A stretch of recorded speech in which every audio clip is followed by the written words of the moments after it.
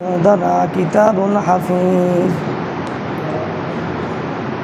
بارك الله لنا ولكم في القرآن العظيم ونفعنا وإياكم بالآيات والذكر الحكيم إنه تعالى جواد الملك الرؤوف الرحيم.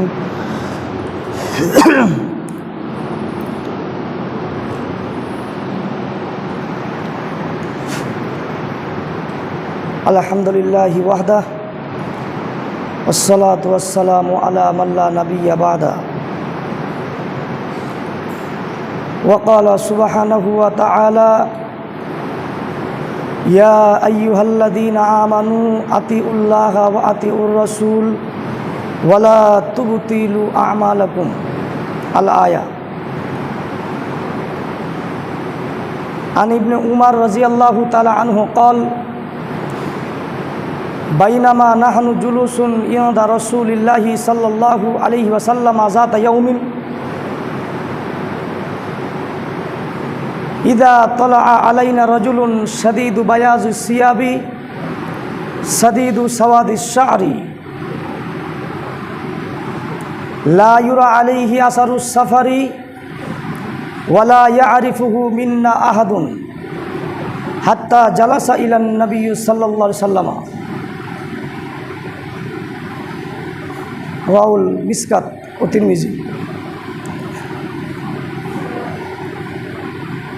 উপস্থিত আজকের এই মসজিদের মুসল্লিগণ, প্রশংসা আল্লাহ তাআলার জন্য যে আল্লাহ রাব্বুল আলামিন আমাদেরকে সৃষ্টি করেছেন। শুধু সৃষ্টি নয়, তিনি সর্বশ্রেষ্ঠ জাতি এবং সর্বশ্রেষ্ঠ নবীর উম্মত এবং সর্বশ্রেষ্ঠ মাখলুকাত করে তিনি আমাদেরকে দুনিয়াতে পাঠিয়েছেন। তাই সে মহান আল্লাহর শুকরিয়া আদায় করে আমরা শেষ করতে পারবো না। তবু আজকে আমরা আল্লাহকে খুশি করার জন্য আমরা সকলেই আল্লাহর প্রশংসা করব, তার নিজস্ব কোনো ভাষা দিয়ে আমরা সকলেই বলি আলহামদুলিল্লাহ। তারপরে পরে শান্তি অবতীর্ণ হোক সে মহানবী মহামানব হযরত মুহাম্মদ সাল্লাল্লাহু আলাইহি ওয়াসাল্লামের উপর। আল্লাহুম্মা সাল্লি আলাইহি আল্লাহুম্মা বারিক আলাইহি সাল্লাল্লাহু আলাইহি ওয়াসাল্লাম। সম্মানিত উপস্থিতি, আজকে একটি হাদিস নিয়ে আপনাদের সামনে আলোচনা করব। হাদিসটির নাম হচ্ছে হাদিসে জিবরিল। এই হাদিসের ভিতরে অনেক শিক্ষণীয় বিষয় রয়েছে, খুব গুরুত্বপূর্ণ আলোচনা রয়েছে। আমাদেরকে সেই বিষয়গুলো জানতে হবে এবং তার উপরে আমাদের আমল করতে হবে। আমরা যতদিন বাঁচব, আমাদের জীবনে যতদিন হায়াত আমরা পাবো, ততদিন এই হাদিসের উপরে আমল করতে হবে ইনশাল্লাহ। আজকে একটি হাদিসের উপরে আলোচনা করব। হাদিসটি খুব লম্বা হাদিস, এজন্য একটি হাদিসে আলোচনা শেষ হবে। এজন্য খুব ধ্যান দিয়ে মনোযোগ সহকারে কথা শ্রবণ করতে হবে। বহুদিন এই মসজিদে অনেক খুতবা দিয়েছি, আলোচনা করেছি, কিন্তু আপনাকে আমি কিছু শেখাতে পেরেছি কি না এটা আমার ঠিক জানা নেই। কিন্তু আজকে আপনাকে আমি ইনশাল্লাহ কিছু শিখিয়েই যাব। আজকে অনেক শিক্ষণীয় বিষয় রয়েছে, এজন্য আমাদেরকে শিখতে হবে। পবিত্র কোরআনে আল্লাহ সুবহানাহু ওয়া তাআলা বলেন ইয়া আইয়ুহাল্লাযীনা আমানু, হে ঈমানদারগণ, আতিউল্লাহ, তোমরা আল্লাহর আনুগত্য করো, ওয়া আতিউর রাসূল, এবং রাসূলের আনুগত্য করো, ওয়ালা তুবতিলু আমালাকুম, তোমরা তোমাদের আমল বাতিল করো না। আল্লাহ তাআলার আনুগত্য করতে বললেন, রাসূলের আনুগত্য করতে বললেন, আর বললেন যে তোমরা তোমাদের আমল বাতিল করো না। মুসলিম শরীফের একটি হাদিসে এসেছে, প্রথম খণ্ড, হাদিস নম্বর 1905 নম্বর হাদিস, আবু হুরায়রা রাদিয়াল্লাহু তাআলা থেকে বর্ণিত। তিনি বলেন রাসূল সাল্লাল্লাহু আলাইহি ওয়াসাল্লাম বলেছেন, কিয়ামতের মাঠে আল্লাহ রাব্বুল আলামিন সর্বপ্রথমে 3 শ্রেণীর মানুষকে দিয়ে জাহান্নাম উদ্বোধন করবে। তার এক শ্রেণীর মানুষ হচ্ছে আলেম, আল্লাহ রাব্বুল আলামিন কোনো জাহিলকে দিয়ে জাহান্নাম উদ্বোধন করবেন না, কোনো ঘুষখোরকে দিয়ে উদ্বোধন করবেন না, কোনো সুদখোরকে দিয়ে নয়, কোনো বেঈমানকে দিয়ে নয়। যারা আলেম সমাজকে দিয়ে জাহান্নাম উদ্বোধন করবে। তারপরে রাসূল সাল্লাল্লাহু আলাইহি সাল্লাম বলেন, দ্বিতীয় নম্বরে জাহান্নাম উদ্বোধন করবে দানশীল ব্যক্তিদেরকে নিয়ে। সে চুরি করার কারণে জাহান্নামে যাবে না, সে সুদ খাওয়ার কারণে জাহান্নামে যাবে না, সে ঘুষ খাওয়ার কারণে জাহান্নামে আল্লাহ তাকে দিবেন না, দান করার কারণে জাহান্নামে দিবেন। মানে দান করবে মানুষ, কিন্তু সেই দান সৎ নয়, অসৎ ছিল বলেই তাকে জাহান্নামে যেতে হচ্ছে। দুনিয়াতে আমল করতে হবে, আপনাকে সৎ আমল করতে হবে। বেশি আমল করে জান্নাতে যাওয়া যাবে না, বিশাল আমল করে জান্নাতে যাওয়া যাবে না। আপনি অল্প আমল করুন, সেই আমল আপনার সৎ হতে হবে।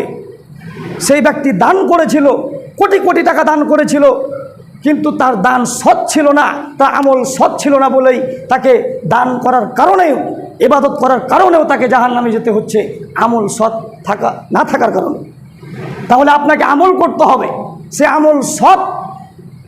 যে আমল আপনি যে আমলই করুন না কেন, সে আমল আপনাকে সর্বপ্রথমে যাচাই বাছাই করতে হবে যে আমি যে আমল করছি সে আমলটি ঠিক কিনা এবং আমলটা আমি সৎভাবে করছি কিনা। বুখারী মুসলিমের এক হাদিসে এসেছে, যখন আলেম সাহেবকে জাহান্নামে নিক্ষেপ করা হবে, তখন আলেম সাহেবের কি হবে, ভুঁড়িটা একদম বের হয়ে যাবে। আর সেই আলেম তার ভুঁড়ির চারিপাশ দিয়ে ঘুরতে থাকবে, যেভাবে সরিষা মারার সময় গরু সরিষার উপরে ঘুরতে থাকে। সেই সময় জাহান্নামীরা এসে হুজুরকে বলবো, হুজুর আপনার কেন অবস্থা? হুজুর আপনি আমাদেরকেও ভালো কথা বলতেন, আপনি তো আমাদেরকে মন্দ থেকে নিষেধ করতেন, আপনি তো আমাদেরকে অন্যায় কাজ থেকে নিষেধ করতেন, আপনি তো আমাদেরকে খারাপ কাজ থেকে নিষেধ করতেন, হুজুর আজকে কেন আপনার এই অবস্থা? তখন হুজুর বলবে, কি বলি, আমি ভালো বলেছি কিন্তু আমি ভালো করিনি। কত হুজুর নেবেন যারা ভালো বলে কিন্তু ভালো করে না। এজন্য আমাদেরকে আমল করতে হবে, সৎ আমল করতে হবে। পবিত্র কোরআনে আল্লাহ রাব্বুল আলামিন একটি সূরা দিয়েছেন, সেই সূরাটির নাম হচ্ছে সূরা গাশিয়া। আল্লাহ রাব্বুল আলামিন বলছেন, হাল আতাকা হাদিসুল গাশিয়া, হে মুহাম্মদ আপনার কাছে কি কিয়ামতের খবর কি আপনার কাছে পৌঁছায়নি? উজুহুন ইয়াউমাইদিন খাশিয়া, যেদিন অনেক মানুষের চেহারা মলিন হয়ে যাবে, অনেক মানুষ চিন্তিত হয়ে পড়বে। কারা? আমিলাতুন নাসিবা, তারা গাদা গাদা আমল করবে, আমল করে করে তারা ঢেরি লাগিয়ে দিবে, পাহাড় সমতুল্য করে দিবে, আমল করে করে থকে যাবে, ক্লান্ত হয়ে যাবে। এত আমল করার পর আল্লাহ রাব্বুল আলামিন বলছেন, তাসলা নারুন হামিয়া, সেই সব লোকগুলোকে জাহান্নামে নিক্ষেপ করা হবে। না আমল করেছে কিন্তু সৎ আমল করেনি, এজন্য সৎ আমল করতে হবে। আজকে অনেক শিক্ষণীয় বিষয় খুব লক্ষ্য করতে হবে। উমর রাদিয়াল্লাহু তাআলা আনহু থেকে বর্ণিত, তিনি বলেন, বাইনামা নাহানু জুলুসুন ইনদা রাসূলিল্লাহি সাল্লাল্লাহু আলাইহি ওয়াসাল্লাম, একদা আমরা রাসূল সাল্লাল্লাহু আলাইহি সাল্লামের সাথে বসেছিলাম। ইদা তলা আলাইনা রাজুলুন শাদীদু বায়াজিস সিয়াবি, হঠাৎ আমাদের সামনে একজন লোক উপস্থিত হলো, যার পোশাক ছিল ধবধবে সাদা। রাবি বর্ণনা করছেন যে একজন ব্যক্তি সাদা পোশাক পরে আমাদের সামনে উপস্থিত হলো, যে জায়গাতে আমরা বসেছিলাম। লা ইউরা আলাই সাওয়াদিস সারি, তার চুলগুলো ছিল একদম কুচকুচে কালো। লা ইউরা আলাইহি আসারুস সাফারি, তার মাঝে সফরের কোনো চিহ্ন ছিল না। ওয়ালা ইয়ারিফুহু মিন্না আহাদুন, তিনি ছিলেন আমাদের সকলের কাছেই অপরিচিত। হাত্তা জালাসা ইলান নবী সাল্লাল্লাহু আলাইহি সাল্লাম, অতঃপর সেই ব্যক্তি রাসূল সাল্লাল্লাহু আলাইহি সাল্লামের কাছে গিয়ে বসলেন। ফাসনাদা রুকবাতাইহি লা রুকবাতাইহি, এবং তার হাঁটু রাসূল সাল্লাল্লাহু আলাইহি সাল্লামের হাঁটুর সাথে মিলিয়ে বসলেন। ওয়াবাযা কাফাইহি আলা ফাখাযাইহি, এবং তার হাতের তালু রাসূল সাল্লাল্লাহু আলাইহি সাল্লামের উরুর উপরে রাখলেন। সাহাবী বর্ণনা করছেন যে একজন ব্যক্তি, আমরা এক জায়গাতে বসেছিলাম, হঠাৎ আমাদের সামনে একজন ব্যক্তি আসলো, যার পোশাক ছিল ধবধবে সাদা, সাদা পোশাক পরে একজন লোক আমাদের সামনে উপস্থিত হলো। তার চুলগুলো ছিল একদম কুচকুচে কালো। তিনি ছিলেন আমাদের সকলের কাছে অপরিচিত। তার মাঝে কোনো সফরের চিহ্ন ছিল না। যারা সফরে বের হবে তাদের চুলগুলো এলোমেলো হবে, শরীরে ধুলাবালি লেগে থাকবে, এরকম কোনো চিহ্ন ছিল না। তিনি এসে একেবারে রাসূল সাল্লাল্লাহু আলাইহি ওয়াসাল্লামের কাছে গিয়ে বসলেন। শুধু কাছে নয়, তার হাঁটুর সাথে হাঁটু একদম মিলিয়ে বসলেন। শুধু তাই নয়, সাহাবী বলছেন যে তার হাতের তালু, সেই ব্যক্তির হাতের তালু তার রাসূল সাল্লাল্লাহু আলাইহি ওয়াসাল্লাম উরুর উপরে রাখলেন আর বললেন, ক্বালা ইয়া মুহাম্মদ, হে মুহাম্মদ, আখবিরনি, আমাকে খবর দিন, আনিল ইসলাম, ইসলাম কাকে বলে। এখন এখানে অনেক মানুষ বসে আছে, সবাই আমরা জানি যে আমরা মুসলিম, আমরা সকলেই মুসলিম হিসাবে জন্মগ্রহণ করেছি। পৃথিবীর যত মানুষ রয়েছে সমস্ত মানুষ মুসলিম, মানে ইসলামের ফিতরাতের উপরে জন্মগ্রহণ করেছে। সকল মানুষ মুসলিম হয়ে জন্মগ্রহণ করেছে। তারপরে তার মা তাকে ইহুদি বানায়, তার বাপ তাকে খ্রিস্টান বানায়, তার বাপ তাকে হিন্দু বানায়। মানে পৃথিবীর প্রত্যেকটা আদম সন্তান তারা মুসলিম হয়ে জন্মগ্রহণ করে, আর তার বাপ মা তাকে ইহুদি বানায়, খ্রিস্টান বানায়, বিভিন্ন ধর্মতে তাদেরকে বানিয়ে নেই। কিন্তু আমরা মুসলিম, আমাদের বাপ দাদা মুসলিম ছিল বলে আমরা মুসলিম হয়েছি। আপনি যে নিজেকে মুসলিম বলছেন, যে এখানে অনেক মানুষ রয়েছে, আমি যদি একজনকে দাঁড় করিয়ে দিই যে বলুন তো ইসলাম কাকে বলে, তাহলে মনে হচ্ছে না কেউ পারবে, দুই একজন বাদ দিয়ে, যে ইসলাম, আমরা ইসলামের উপরে জন্মগ্রহণ করেছি। আমরা প্রত্যেকটা মানুষ ইসলামের ফিতরাতের উপরে জন্মগ্রহণ করেছি, আর আমরা নিজেরাই বুঝি না ইসলাম কাকে বলে। সাহাবী বলছেন, সেই ব্যক্তি রাসূল সাল্লাল্লাহু আলাইহি ওয়াসাল্লামকে জিজ্ঞাসা করছেন যে আন ইসলাম, ইসলাম কাকে বলে।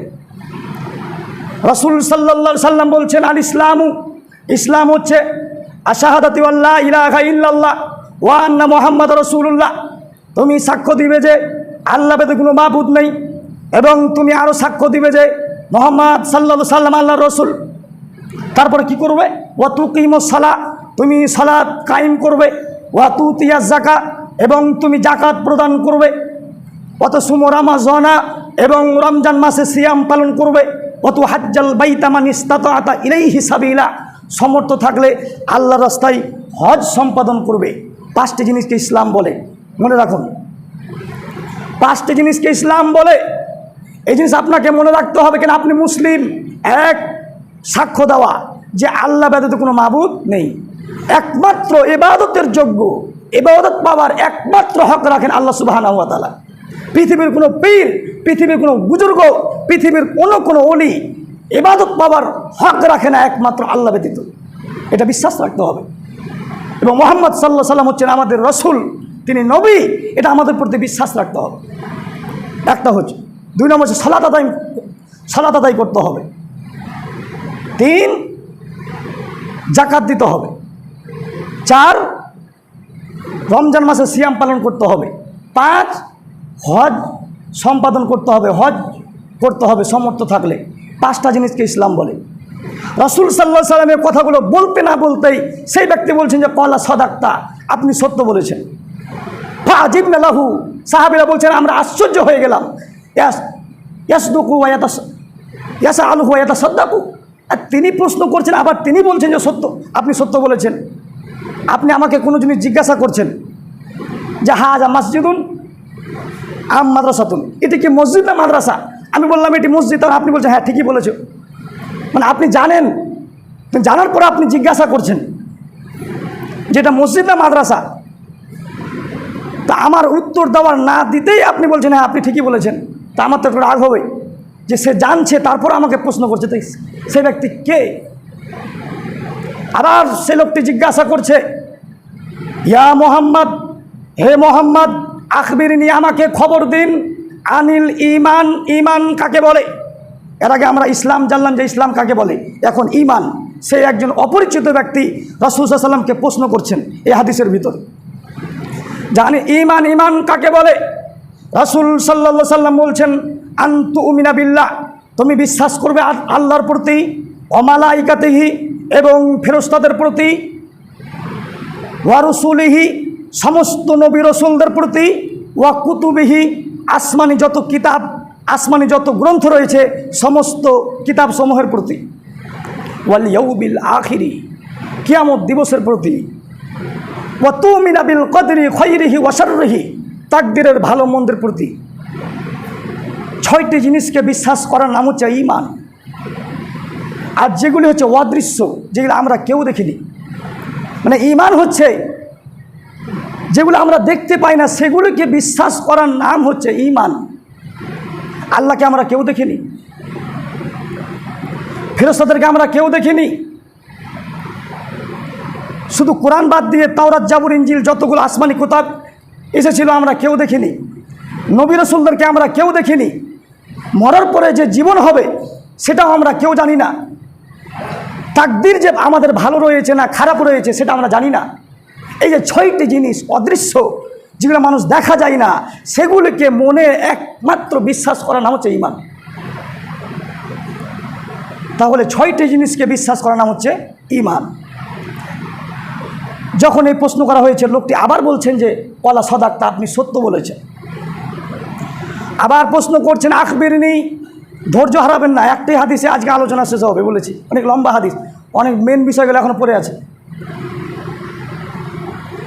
আবার রাসূল সাল্লাল্লাহু আলাইহি সাল্লামকে জিজ্ঞাসা করছেন আখবিরনি, আমাকে খবর দিন, আনিল ইহসান, ইহসান কাকে বলে? আমরা ইহসান মনে করবো যে মনে হয় কারোর প্রতি দয়া করা, এটা আমরা, কিন্তু এই হাদিসে এটা নয়, এটা বুঝাইনি। এখানে কি বলেছে? রাসূল সাল্লাল্লাহু আলাইহি সাল্লাম বলছেন ইহসান হচ্ছে আনতা আবুদাল্লাহ, আনতা আবুদু, তুমি কি করবে? তুমি এমনভাবে ইবাদত করবে যা তোমার মনে হয় যে তুমি আল্লাহকে দেখতে পাচ্ছ। ফাইল্লাম তাকুন তারাহু ফাইন্নাহু ইয়ারাকা, যদি তোমার এটা মনে না হয় তাহলে তুমি সেটা মনে করো যে সে তোমাকে দেখছে, মানে আল্লাহ তোমাকে দেখছে। আমরা যখন সালাতে দাঁড় হই তখন আমাদের চিন্তা চেতনা বিভিন্ন জায়গাতে চলে যায়। আমাদের দেহকে আমরা স্থির রাখতে পারি, কিন্তু আমাদের মনকে আমরা রাখতে পারি না। আপনার ইচ্ছা হলে আপনি হাত উঠাবেন, আপনার ইচ্ছা হলে আপনি হাত ছেড়ে দিবেন, মানে হাতকে আপনি নিয়ন্ত্রণ রাখতে পারবেন, স্থির রাখতে পারবেন। আপনার ইচ্ছা হলে আপনি হেঁটে যাবেন, না গেলে ওখানে দাঁড়িয়ে থাকবেন, মানে আপনার পাকে আপনি স্থির রাখতে পারবেন। কিন্তু মনকে স্থির রাখা সম্ভব নয়, মনকে স্থির রাখা যায় না। যখন আপনি সালাতে দাঁড়িয়েছেন তখনই যত দুনিয়ার চিন্তা ভাবনা সব আপনার মনে মনে ঘুরছে, যে আমি অমুকের টাকা মেরে খেয়েছি, অমুককে আমি গালি দিয়েছি, এই সব কিছু আপনার মনে মনে ঘুরবে যখন আপনি সালাতে দাঁড়াবেন। তো মনকে কিভাবে স্থির করবেন, মনকে কিভাবে আপনি আপনার নিয়ন্ত্রণে রাখবেন? একটাই উপায় রয়েছে, আপনি এমনভাবে ইবাদত করবেন, আল্লাহ বলছেন আনতা আবুদাল্লাহ কাআন্নাকা তারাহু, তুমি এমনভাবে ইবাদত করবে যাতে মনে হয় তুমি আল্লাহকে দেখতে পাচ্ছ, এমনভাবে ইবাদত করবে। আর প্রত্যেকটা নামাজের যতগুলো দোয়া রয়েছে, আরেকটা মনকে স্থির রাখা আরেকটা বড় উপায় হচ্ছে যখন আপনি সালাতে দাঁড়াবেন, সালাতের যতগুলো দোয়া রয়েছে সমস্ত দোয়ার অর্থগুলো জানা। যখন আপনি অর্থগুলো জানতে পারবেন, অর্থগুলো যখন আপনি জানবেন তখন আপনার মন স্থির হবে। ইমাম সাহেব যখন তেলাওয়াত করবে আর সেই তেলাওয়াত যদি আপনি অনুবাদ করতে পারেন তাহলে আপনার ধ্যান ওদিক ওদিক যাবে না। এটা যদি না হয় তাহলে আপনাকে এমনভাবে ইবাদত করতে হবে, যদি আপনি সব সময় মনে করেন যে আল্লাহ আমাকে দেখছে, যে কোনো ইবাদত করার ক্ষেত্রে যদি আপনি মনে করেন যে আল্লাহ আমাকে দেখছে, সবসময় যদি আপনি তা মনে করেন যে আল্লাহ আমাকে দেখছে, তাহলে আপনি চুরি করতে পারবেন না, কেন আপনি মনে করছেন আল্লাহ আমাকে দেখছে। আপনি ঘুষ খেতে পারবেন না, কেন মনে করছেন যে আল্লাহ আমাকে দেখছে। আপনি মানুষের টাকা মেরে খেতে পারবেন না, কেন আপনার মনে হচ্ছে আল্লাহ আপনাকে দেখছে। যদি সবসময় যদি আপনি এটা মনে রাখতে পারেন যে আল্লাহ আমাকে দেখছে, তাহলে আপনার দ্বারা কোনো কাজ, খারাপ কাজ, অন্যায় কাজ, বেঈমানি কাজ আপনার দ্বারা সম্ভব হবে না।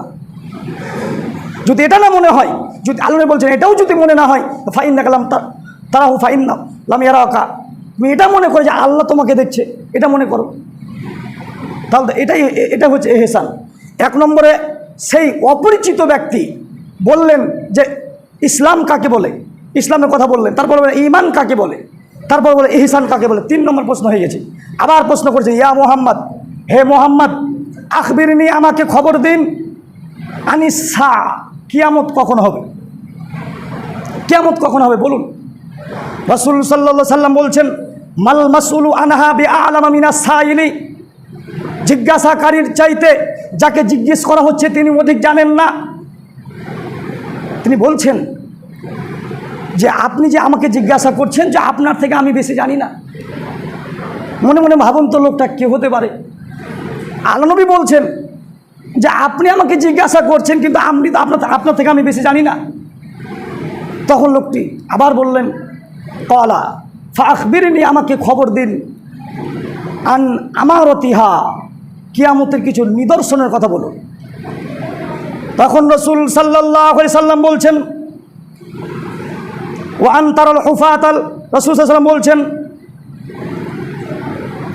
দাসী যেদিন নিজের মানবকে জন্ম দিবে সেদিন হবে কিয়ামত। দাসী যেদিন তার নিজের মালিককে জন্ম দিবে সেদিন হবে কিয়ামত। এর ব্যাখ্যা দুটা হতে পারে। একটা হচ্ছে রাসূল সাল্লাল্লাহু আলাইহি ওয়াসাল্লাম অন্য হাদিসের মধ্যে বলেছেন যে এমন একটা যুগ, এমন একটি সময় চলে আসবে, এমন একটা যুগ, এমন একটি সময় চলে আসবে যে মানুষ খারাপ হতে হতে হতে হতে এত খারাপ হবে, মানুষ অমানুষ হতে হতে হতে এত অমানুষ হবে যে তার মায়ের সাথে এমন ব্যবহার করবে যেমন কাজের মেয়ের সাথে করা হয়।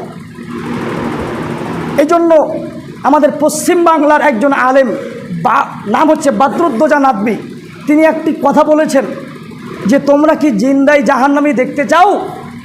একেবারে জিন্দা জাহান্নামী যারা আমাদের সাথে কথা বলে, আমাদের সাথে বসবাস করে, আমাদের সাথে উঠে বসে, এখনও মসজিদে বসে আছে। তিনি বলেছেন যে তোমরা কি জিন্দাই জাহান্নামী দেখতে চাও? তো জিন্দাই জাহান্নামী কে? জিন্দা জাহান্নাম হচ্ছে ওরাই যাদের পিতামাতা বৃদ্ধ হয়ে গেছে। বৃদ্ধ হওয়ার পরও তারা কি করছে? একজন হাত পুড়িয়ে রান্না করছে, আরেকজন হচ্ছে বৃদ্ধ হওয়ার পরও তারা কষ্ট করে ইনকাম করছে। একজন হাত পুড়িয়ে রান্না করছে তার মা, এবং তার বাপ বৃদ্ধ অবস্থায় কি করছে? কষ্ট করে ইনকাম করছে। আর এর সন্তান যতগুলো আছে এরা সকলেই জিন্দাই জাহান্নাম।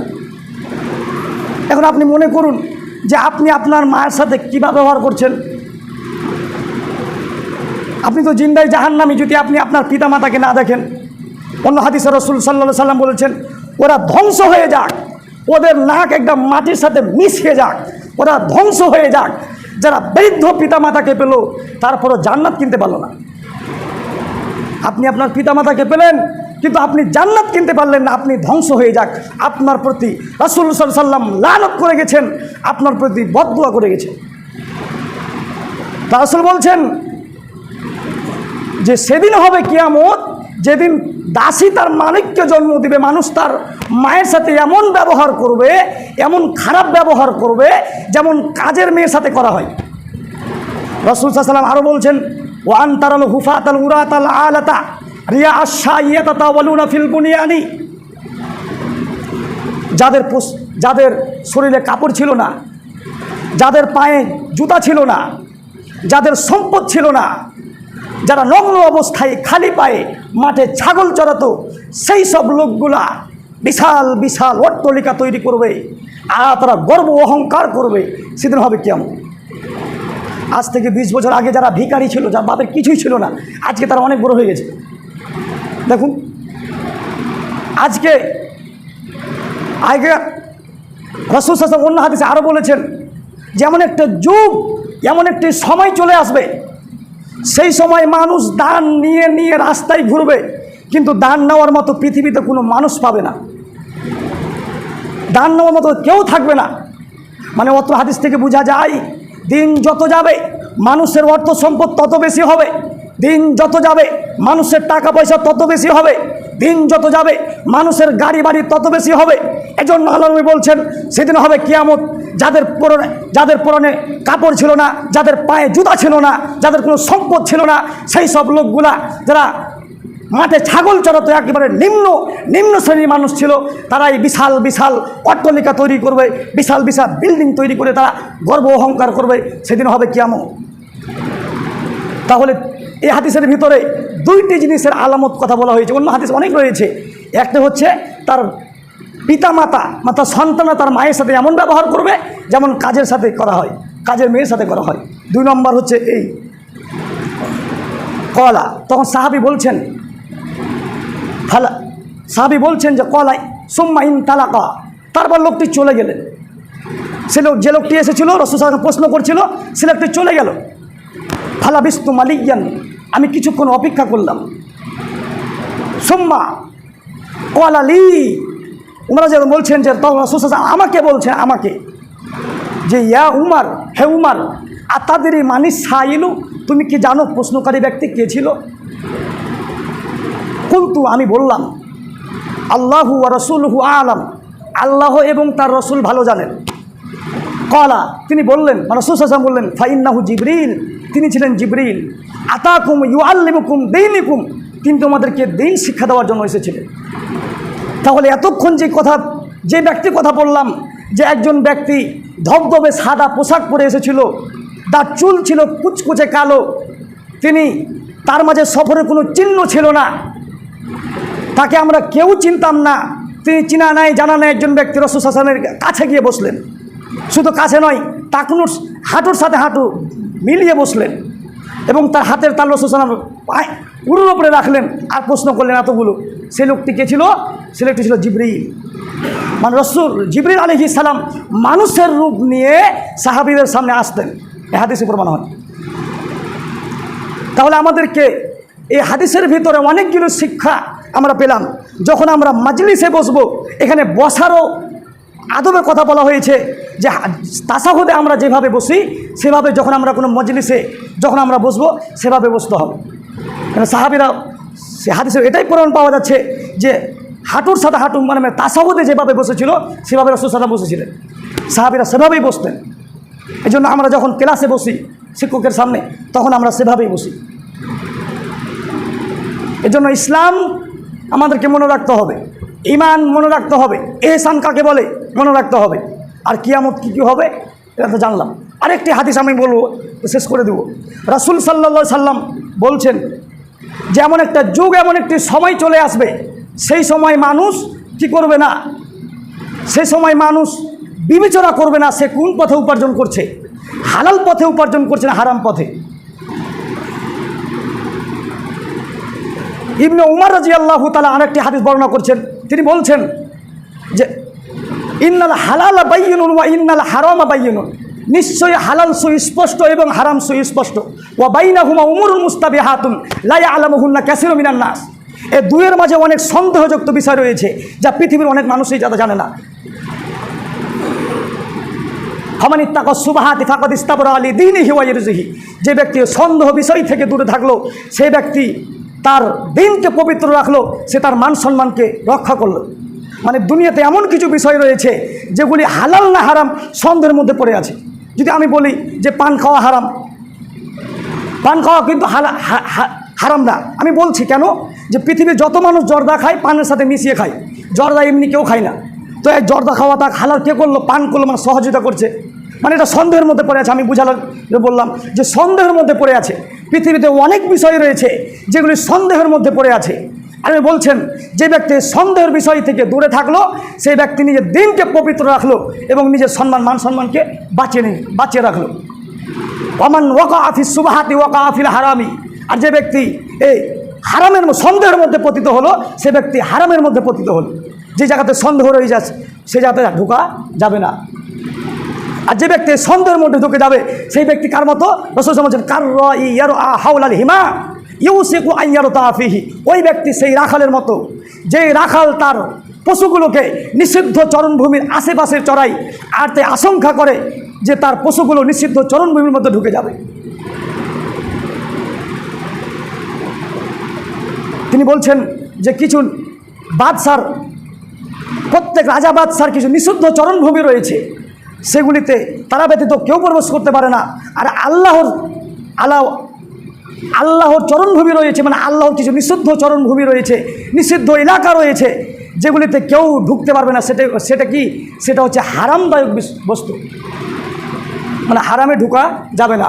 যে জায়গাতে সন্দেহ রয়েছে সেই জায়গাতে যাওয়া যাবে না। আল্লাহ রাব্বুল আলামিন সবাইকে এই হারাম পথ থেকে উপার্জন করার আল্লাহ রাব্বুল আলামিন সবাইকে বাঁচিয়ে রাখুক এবং হালাল পথে উপার্জন করার তৌফিক দান করুক। সবাই আল্লাহুম্মা আমিন। এখান থেকে আমার সংক্ষিপ্ত বক্তব্য সমাপ্তি করছি। ওমা আলাইনা ইল্লাল বালাগ। বিসমিল্লাহির রহমানির রহিম। ইয়া আইয়ুহাল্লাযীনা আমানু ইযা নুদিয়া লিস-সালাতি মিন ইয়াউমিল জুমআতি ফাসাউ ইলা যিকরিল্লাহি ওয়া যারুল বাই' যালিকুম খায়রুল লাকুম ইন কুনতুম তা'লামুন। ফাইজা কুদিয়াতিস সালাতু ফান্তাসিরু ফিল আরজি ওয়াবতাগু মিন ফাজলিল্লাহ ওয়াজকুরুল্লাহ কাসীরান লাআল্লাকুম তুফলিহুন। ওয়া ইযা রাআউ তিজারাতান আও লাহনিল ফাজলিহা ওয়া তারাকুকা কাইমা কুল মা ইনদাল্লাহি খায়রুম মিনাল লাহবি ওয়া মিনাত তিজারাতিন ওয়াল্লাহু খায়রুর রাযিকিন। আসসালামু আলাইকুম ওয়া রাহমাতুল্লাহ।